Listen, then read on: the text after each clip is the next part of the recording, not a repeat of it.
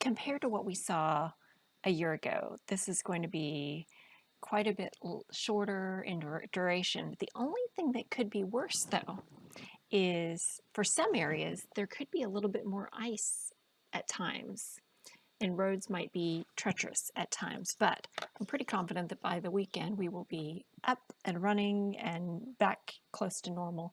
I did see a tweet just a bit ago. There are starting to be some cancellations, not only schools, but also airlines. I saw that Southwest Airlines is not going to do anything out of Dallas Love Field on Thursday. So chances are, if you have travel plans, there may be some issues. Just be warned for that possibility. All right, so the overall trend right now that we're watching is very spotty light rain that's moving in as of 1 this morning. And temperatures are still really, really mild. So we'll continue kind of keeping tabs on that, as freezing temperatures will be our reality once we get toward Thursday. 5 consecutive freezes ahead, and in fact, it wouldn't shock me if we stay below freezing starting on Thursday morning.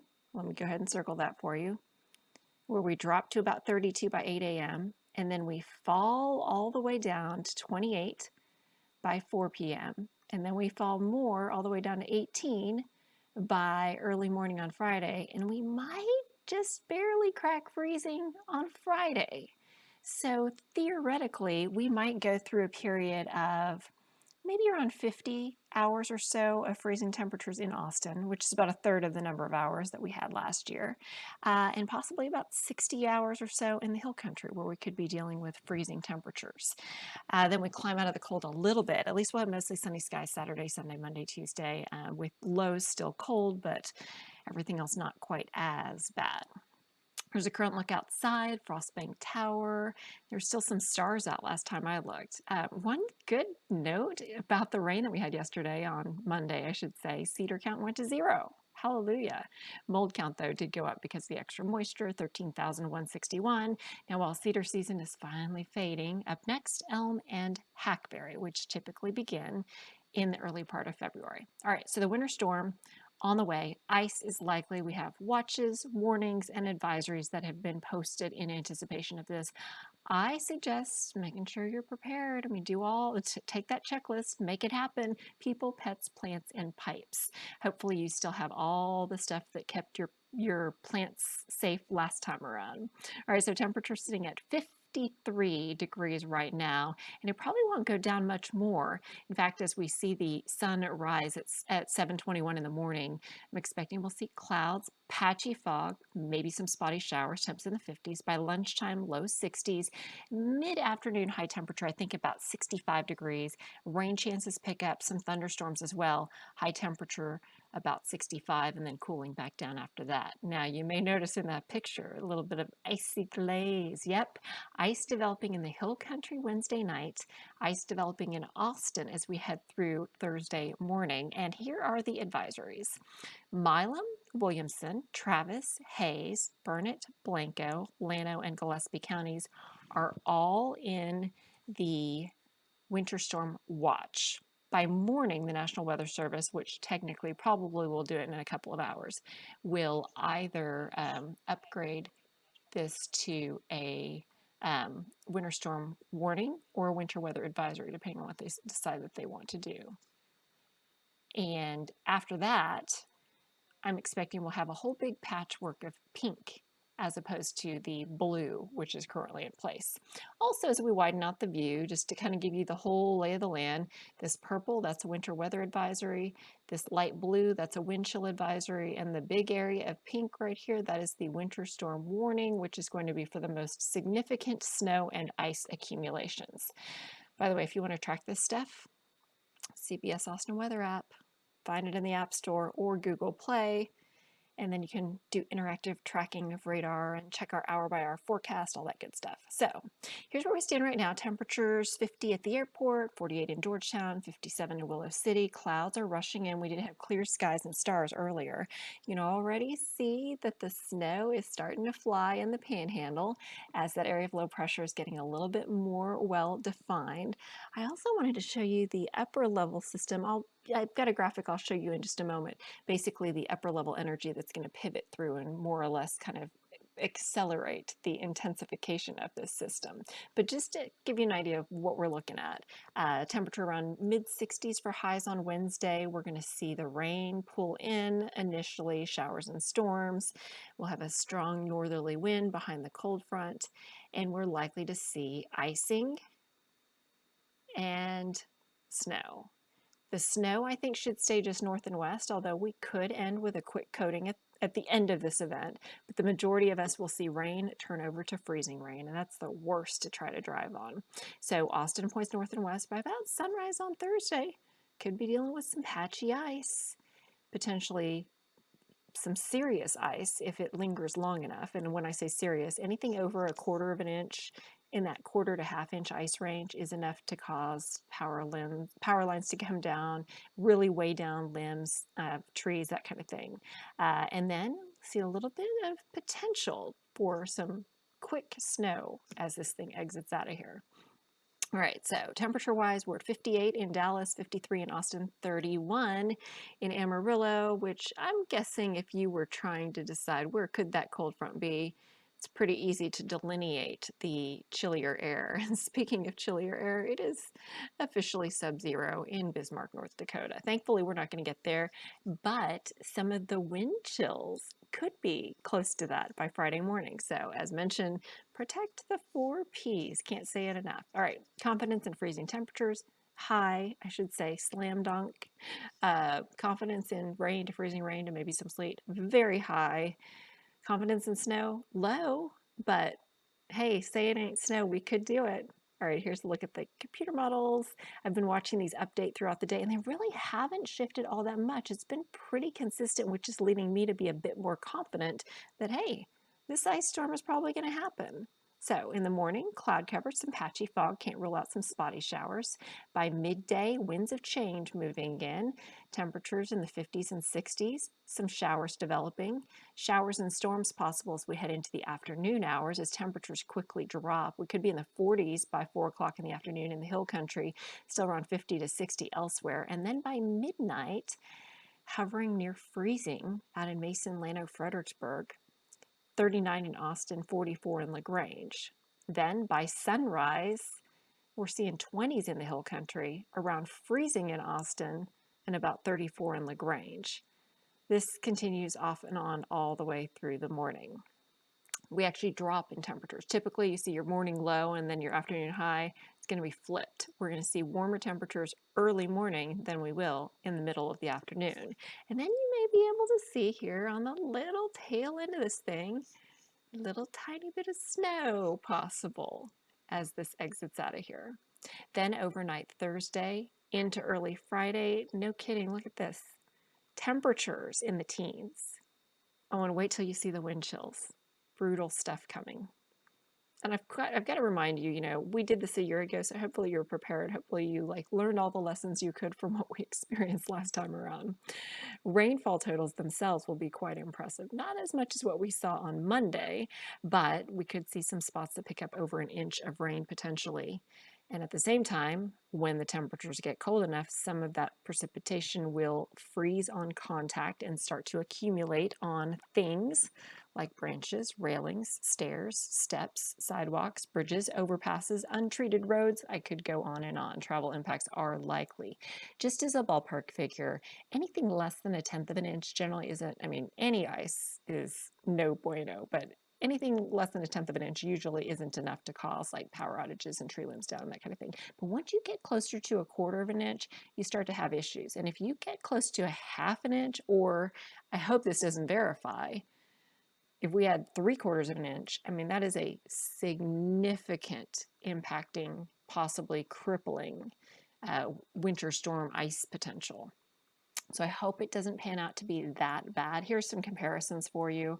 As has been the case each and every day, the European computer model is not as bullish, but historically it hasn't been bullish enough with winter scenarios like this one.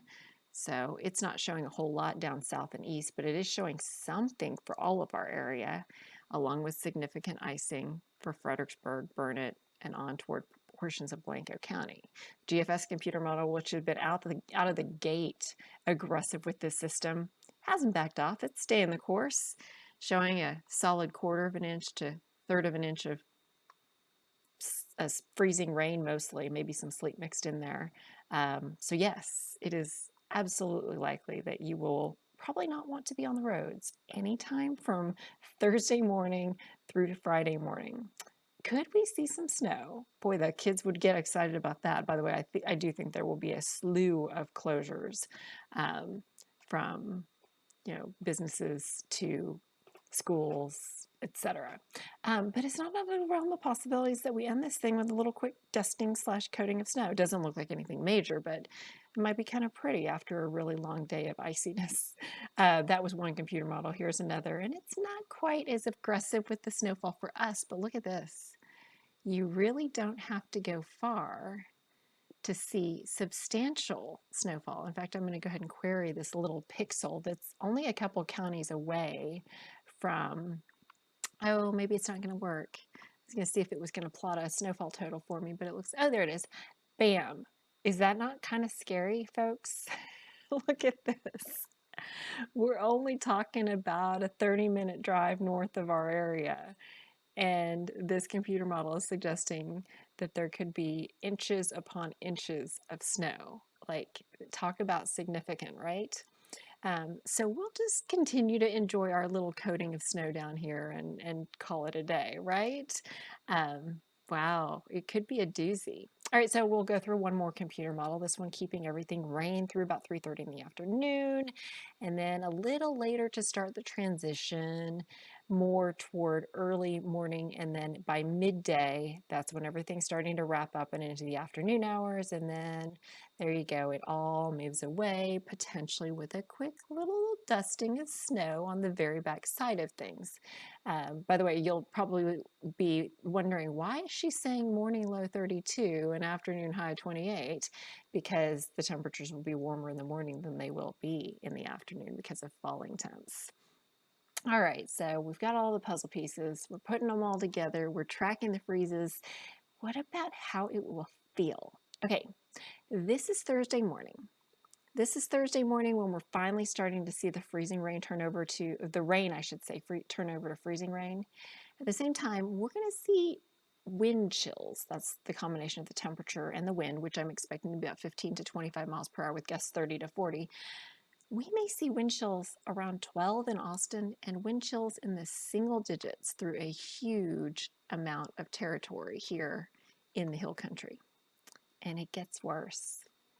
As we advance through time into Friday morning, I mean, this still isn't as bad as last February, but I'm not going to sugarcoat it. It's not good either. We might have sub-zero wind chills through the hill country. We might have wind chills making it feel like 0 to 1, even in the Georgetown, Round Rock, Gerald, Liberty Hill, Leander, Cedar Park, Taylor, Hutto areas. I mean, this is pretty legit cold. All right, so let's take this day by day, and because it's after midnight, instead of this being Wednesday morning lows, or maybe this is right. Yeah, this is right. Never mind. The day naming is correct. Remember how I was telling you that after midnight, sometimes the graphics are mislabeled because they're still dependent on the previous day, but I am forecasting 50s for lows on Wednesday morning, which technically it is Wednesday, but until I go to sleep, it's still Tuesday. So Wednesday dropping to 20 in Amarillo and 28 in Lubbock, but we're still warm. Thursday, oh, this is where the day names are off. This is actually Wednesday's high. So forecast highs for Wednesday. Let's just kind of scrub that out. So this is Wednesday, mid 60s in Austin, but only 23 in Amarillo. Boom. And then just to give you an idea of the highs versus the average highs, it's going to be a whopping, say, 28 degrees colder than average in Amarillo on Wednesday afternoon, only to get worse on Thursday. So, I mean, it's crazy. So this now, again, we're a day off because of my silliness being so late. This is Thursday. So Thursday afternoon, we're sitting here in Austin at 28 degrees. It's only 16 in Amarillo and just 25 in Dallas. Add to that the rain turning to freezing rain, turning to snow, up to the north. And for us, maybe a little bit of sleet and then snow. Significant stuff. Finally, a look at the temperature trend, February 12th through 16th, which, yeah, does encompass the days of last year's big storm. Cooler than average for Austin. As for precipitation, wetter than average. Now, I don't currently see another big storm system, but we're going to stay in a cooler pattern. So, of course, we need to be mindful of the potential that Mother Nature could mess with us yet again. Also, I didn't mention this earlier, but you know what? It's Groundhog Day. Punxsutawney Phil, we don't trust him, but we always like to report on his prognostications.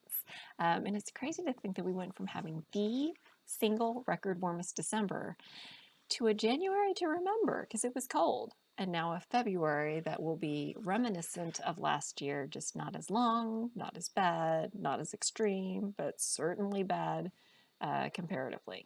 So when we put the pieces together, here you go, that stretch potentially where we go from Thursday morning until Saturday morning with temperatures at or around freezing.